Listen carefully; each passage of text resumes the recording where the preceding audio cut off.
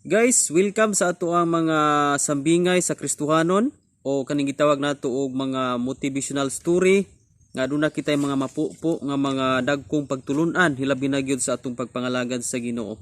So actually daghan na ta mga video nga naga-upload nato about sa mga sambingay sa Kristohanon. So kung naa kay time paki-scroll up lang, pili lang sa mga videos o kini mga videos nato as an mga illustration ni siya nga pwede po ni magamit nato ilabi na gyud sa pagtudlo nato sa pulong sa Ginoo. So kini atong sambingay karon magisgot ka sambingay nga about sa Kristohanon nga dili maayo ang motibo.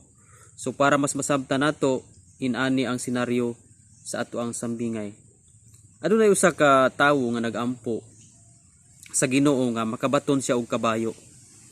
So sa laktod nga pagkasulti gitubag sa Ginoo ang iyang giampo nga nakabaton siya og kabayo. Pero iyang panaad sa Ginoo before ihatag ang kabayo nga iyang giampo ni panaad siya sa Ginoo nga Ginoo kung imong ihatag kanako akong ipangayo nga kabayo inigbaligya niini akong ihatag kanimo ang katunga. So ako ni pangayoon nimo kay gusto ko nga musuroy sa kabukiran nga magsakay sa maong kabayo.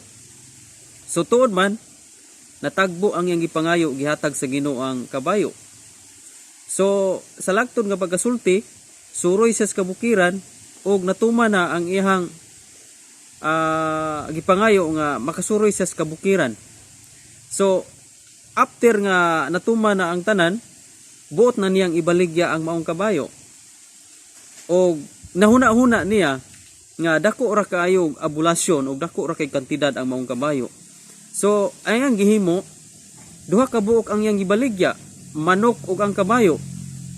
So before niya ibaligya ang kabayo ug gahuna-huna siya sa dalan nga butangan niya og tarpaulin, butangan niya dito sa highway og tarpaulin nga aduna siya ibaligya nga manok ug kabayo. Og giusob niya ang presyo para nga madako-dako ang iyang masulod sa iyang bulsa tungod sa iyang motibo nga ang iyang nasaad sa Ginoo nga ang katunga iyang ihatag sa buluhaton o sa ministry ang katunga. So moto nga ang iyang gipresyo sa manok nga iyang ibaligya gipresyuhan niya og 30,000 unya ang kabayo gipresyuhan niya og 100. So gibutang dito sa tarpaulin nga kinsa gani kadtong mopalit sa akong manok og 30,000 ako ra pong ibaligya akong kabayo og 100.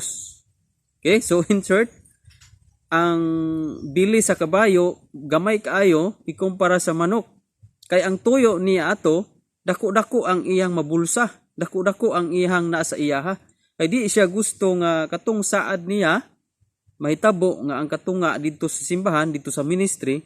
So iyang gihimo iyang gimina mais pag balanse sa una-una nga mas maayo nga iha daw i-offer tong kabayo nga 100 ra ang kantidad basta paliton sa mga tao tong manok og 30,000. Asa gugang manok nga 30,000. Katong presyo sa manok mao toy presyo sa kabayo pero iyang gibaklot para ang mahatag niyang dito sa simbahan is gamay ra. So tuod man aduna gyoy ni palit. Gipalit ang duha. So ang naitabo iyaha gitong 30,000. So wa gyud toy katunga tong 30,000 kay manok man to, presyo man to sa manok. So ang kabayo nahalin por usa gatos. So moto nahalin naman tong kabayo adto na siya sa simbahan. Iyan ang gidala ang iyang offer og moto niyo na siya sa Ginoo nga Lord. Di ana ang ako ang katunga nga akong gisaad kanimo sadyang mabaligya na ning maong kabayo. Ako nang ihatag nimo ang katunga og para sa ministry. So in short, 50 pesos ang katunga nga iyang gilunod sa palunanan para sa ministry bulaton sa Pangginoo. Unya ihapon tong laing katunga nga 50. In short, 30,000 iyaha kung napag usay 50. So dinhi lang ta mukutob sa ato ang sambingay. Aduna kitay mapupo nga dagkong mga lesson niini. Nga adunay mga tawo nga tungod sa ilang minamais-mais nga mga motibo para gyud nga sila makakwarta. Bahalang makalimbong sila sa ilang panaan basta kay makakwarta sila. Okay? So sama sa usang sa maong sambingay, kay dili man siya gusto nga dako ang katunga nga iyang mahatag, anugunan man siya, so nagbaligya siya og manok. Og ang iyang gibutang sa presyo sa manok, ang presyo sa kabayo nga 30,000.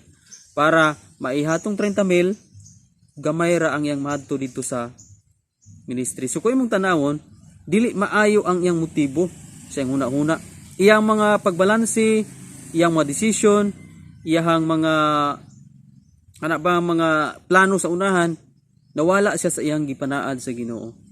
Okay, so dili maayo nga batunan nato ni nga klase huna-huna nga tungod sa ato ang ka-smart, tungod sa atong ka-bright, no? Ato ang ipaagi og panglimbong para nga makakwarta gyud tag ayo. Diha sa Biblia dunay gisigutan diha sa Acts chapter 5 nga kinabuhi nilang Ananias og ni Sapphira, nga Acts chapter 5 verse 1 to 10, nga nagbaligya sila katigayunan, unya ang halin niini wala nila giadto dito sa panulanan sa templo, kundi gitaguan nila ang ubay-ubay nga kwarta ug gamay ra ilang gitugan dito. Kung imong tanawon, tur kay nang limbong man sila pagbistigar ni Pedro, namatay silang duha igsuon. So kung imong tanawon dinhi, ang Dios dili gyud siya ganahan sa mga tawo nga limbungan, labi na gyud sa ilang mga panaad, labi na kung ang Ginoo mo atong gisaaran. So matod pa sa Jeremiah sa chapter 17 verse 10, Jeremiah 17 verse 10, mao ni ato ang bersikulo ani. Ako ang Ginoo nagsusi sa una-huna ug nag-usisa sa kasing-kasing sa tawo. Gantihan ko ang tawo sumala sa iyang binuhatan ug sa iyang pagkinabuhi. In verse 11, ang tawo nga nakasapi pinaagi sa limbong sama sa langgam nga naglumlom sa itlog nga dili iyaha. Bisan batan-on pa siya, mawala na kaniya ang iyang bandi ug sa katapusan mahimo siyang buang-buang. So sama sa atong sambingay nga nadungog, usa ka to ka motibo nga adunay pagpanglimbong. Giusob niya ang presyo para dako siyang malimbong, dako siyang masulod sa iyang bulsa. So imong makita dinhi nga ang Jeremiah nagaingon nga ang Dios mao'y magsusi sa ato ang mga motibo, atong huna-huna o kasing-kasing ginasusi sa Ginoo kung atong mga motibo angay ba o takos bata sa dagko mga panalangin. Susihon sa Ginoo atong huna-huna karon o atong motibo, labi na gyud sa ato ang mga gipanaad sa Ginoo. Kung masusi niya nga aduna kitay motibo nga nakalimbong diya sa iyaha, iyon diri sa ang tawo nga nakasapi pinagi sa limbong sama sa langgam nga naglumblom sa itlog nga dili iyaha, no, di ba? Ang senaryo anang langgama nabuang na siya kay naglumblom siya og dili iyang itlog. Okay? Subot pasabot ang tawo nga limbungan, wala na siya maayo nga panghuna-una. Lugar ang iya yung huna-huna para lang gyud sa iyang kaugalingon. Kung usa ka katawo nga limbungan, ang sagad gimo huna-una is imong kaugalingon. Okay? So wala na kay concern unsay dangatan sa imuha, basta lang kay makalimbong ka. But in the sight of God, dili siya maayo. Hukman ta niya, sumala ug matud pa dinhi sa verse 10, gantihan ko ang tao sumala sa iyang binuhatan ug sa iyang pagkinabuhi.